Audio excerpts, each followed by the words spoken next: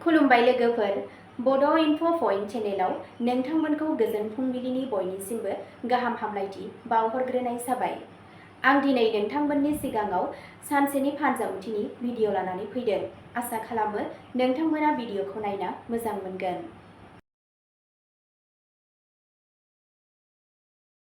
दिनै 22 अक्ट'बर 2025 मायथाइ एबा 4 कार्तिक दान 1432 मायथाइ बुधबार। गिबियावनो दङ मेष राशि। दिनै नोंथांनि फोथायथिया गोजौ थाखोआव थागोन।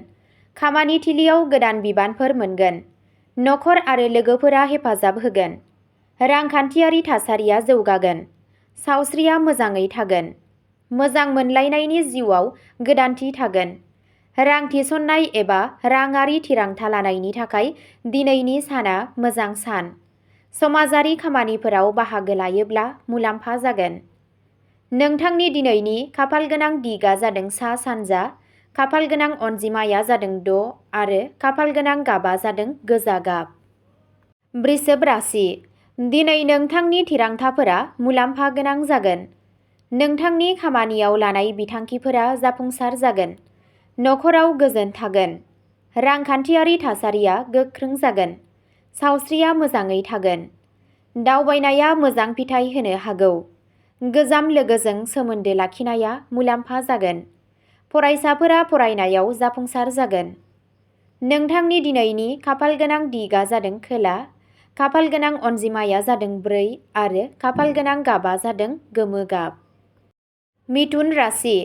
दिनै नोंथांनि सोरजिलु आरो मेलेमआ बयखौबो गोहोम खोख्लैगोन। खामानि थिलियाव गोदान बिबानफोरा मुलाम्फा गोनां जागोन। रांखान्थियारि थासारिया जौगागोन। नखरजों सम थानाया गोजोनथाव जागोन। सावस्रिया मोजां जागोन। नोंथाङा सोरबा मोजां मोनग्रानिफ्राय हेफाजाब मोनगोन। दावबायनायनिफ्राय मुलाम्फा जानो हागौ। गोदान रां थिसननाया मुलाम्फा जागोन। नोंथांनि दिनैनि खाफालगोनां दिगआ जादों सानजा, खाफालगोनां अनजिमाया जादों 9 आरो खाफालगोनां गाबा जादों गोथां गाब। कर्क राशि। दिनैनि साना गलाय-गथाय जागोन, नाथाय जोबनाया गाहाम जागोन। नोंथाङा फोथाराव खस्थ'नि फिथाइखौ मोनगोन। नखराव गोजोन थागोन। सावस्रिया मोजाङै थागोन। गोजाम लोगोफोरनिफ्राय मुलाम्फा मोननो हागोन। दिनै नोंथाङा मोनसे गोदान मावथांखियाव जाफुंसार जागोन। गोसोआरि गोजोन लाखिनो थाखाय ध्यान खालाम।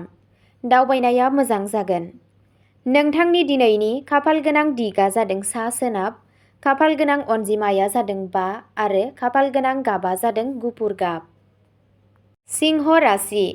दिनै नोंथांनि व्यक्तित्वआ बयखौबो गोसो बोनो हागोन। फोथाराव गोदान खाबुफोर थागोन। रांखान्थियारि मुलाम्फा जागोन। नखरारि जिउआ गोजोनथाव जागोन। मोजां मोनज्लायनाय जिउआव रंजानाय थागोन। सावस्रिया मोजां जागोन। नोंथाङा लोगोफोरनिफ्राय हेफाजाब मोनगोन। गोदान रां थिसननायाव मुलाम्फा जानो हागौ। दिनै नोंथाङा नोंथांनि सोरजिलु सानथांखियाव गोसो होनांगौ।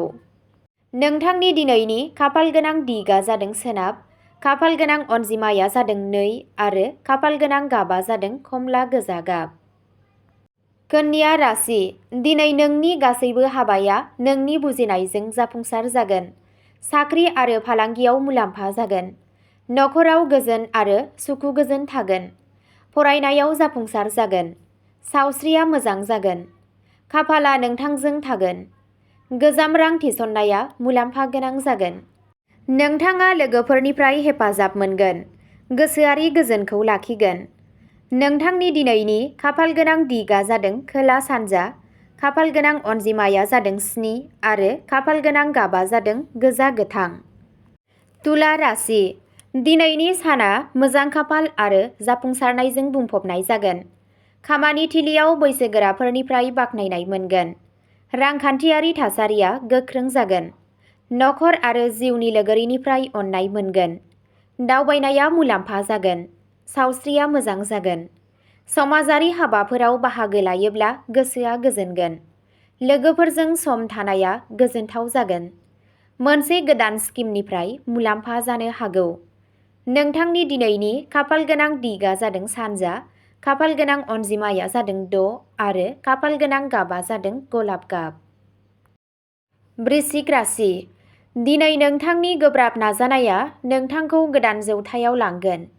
रांखान्थियारि मुलाम्फा जानो हागौ। नखराव हेफाजाब मोनगोन। गोसोआरि गोजोनखौ लाखिगोन। सावस्रिया मोजां जागोन। मोनसे गोजाम दान्थे बिदान्थेखौ फोजोबनो हायो। रां खाथायनाय आरो फालांगियाव मुलाम्फा जागोन। मोजां मोनलायनायनि सोमोन्दोआ गोख्रों जागोन।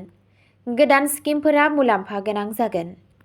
नोंथांनि दिनैनि खाफालगोनां दिगआ जादों साहा, खाफालगोनां अनजिमाया जादों 8 आरो खाफालगोनां गाबा जादों गोसोम गोजा गाब। धनु राशि। दिनै खाफाला नोंथांजों थागोन।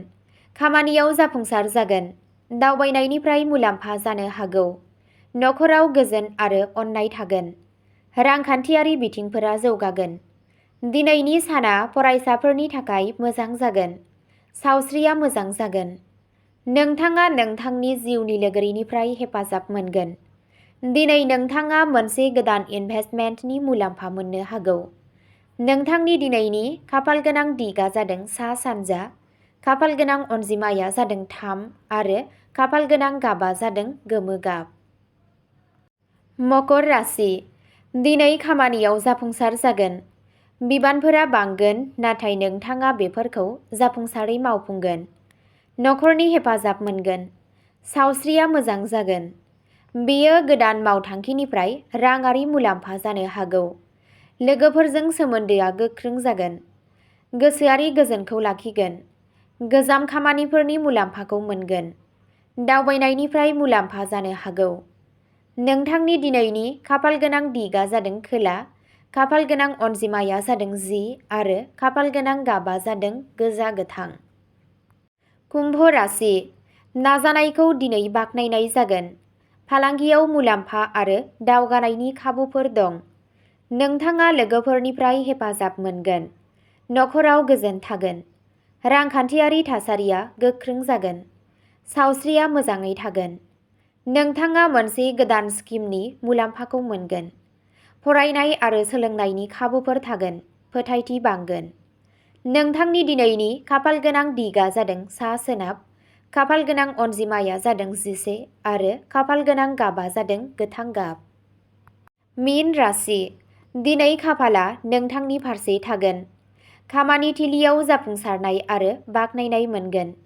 रांखान्थियारि मुलाम्फा जानायनि जाथावना दं। नखराव गोजोननि आबहावा थागोन। सावस्रिया मोजां जागोन।